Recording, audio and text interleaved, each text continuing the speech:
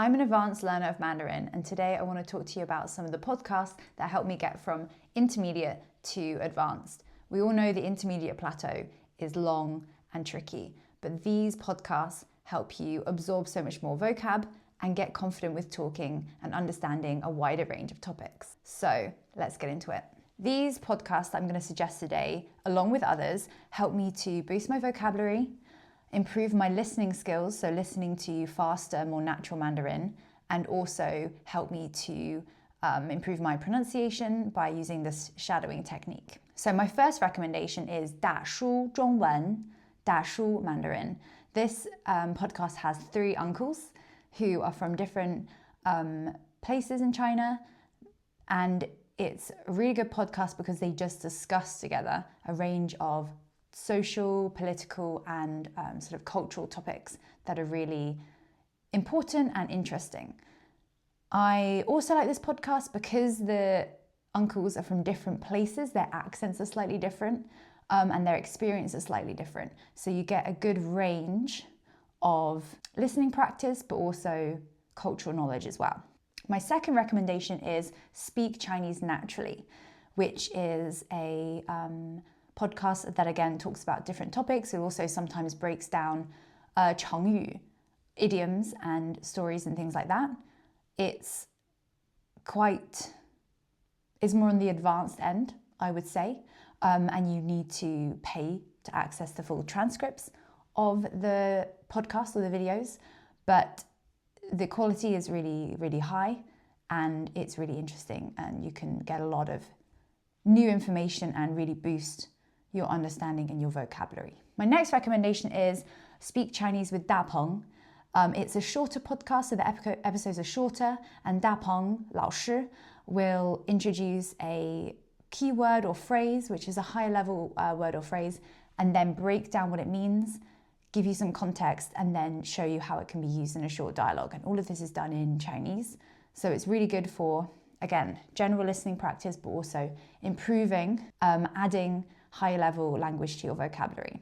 He also has YouTube episodes which have the characters and the pinyin in the subtitles, which is really helpful. My final recommendation is Tea Time Chinese, which is on the sort of easier end, I would say, for intermediate learners. Again, he talks about a wide range of topics, social, cultural, etc. You do need to pay to access the full transcripts, but he speaks slightly slower than the other podcasts, one that you can find a little bit more accessible when you're just getting into the intermediate level rather than when you're further down the line. So, how can we use podcasts to help us get from intermediate level to a more advanced level in a language, specifically Mandarin? So just listening is fine, and you can get a lot out of these podcasts if you just listen to them, and even just by re-listening and doing nothing else. So you can absorb new words, improve your general listening skills that way.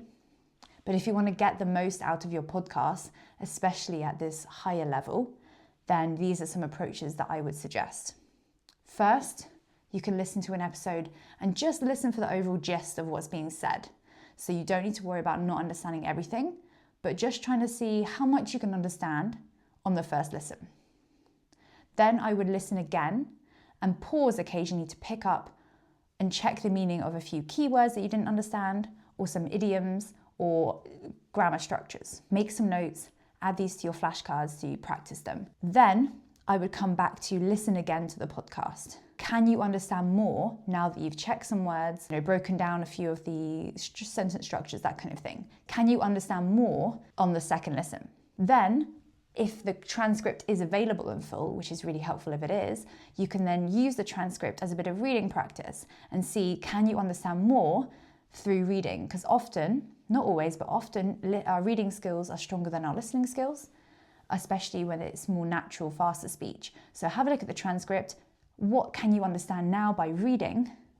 And can you pick up and can you check a few more words or structures and learn that way? Then I would listen to the podcast episode again to see if you can understand more that now that you've seen the transcript and you've worked on the transcript a little bit more. And finally, I would try to express my opinion or paraphrase and practice using some of the key vocab structures from the podcast. So maybe you want to chat with a friend and say, oh, I've listened to this podcast, I think it's really interesting because of this, and then discuss some of the points raised. That means that you're taking on the new words, but then you're trying to use them yourself. By trying to use them yourself, you can understand them better, they will get into your memory better, and then you feel more confident that you've actually learned some new words and they're in your vocabulary that you can use day to day. Even better, if you have a tutor that you're working with, you can say to your tutor or your teacher, I've listened to this podcast, can we discuss it together? And they can give you some more constructive feedback on how to use the new words and phrases in context and how to express your ideas and your opinions on the topic of the podcast more effectively. So I hope that you found this useful. Do check out the 4 podcasts that I've recommended. We'll put the links to all those channels and podcasts below.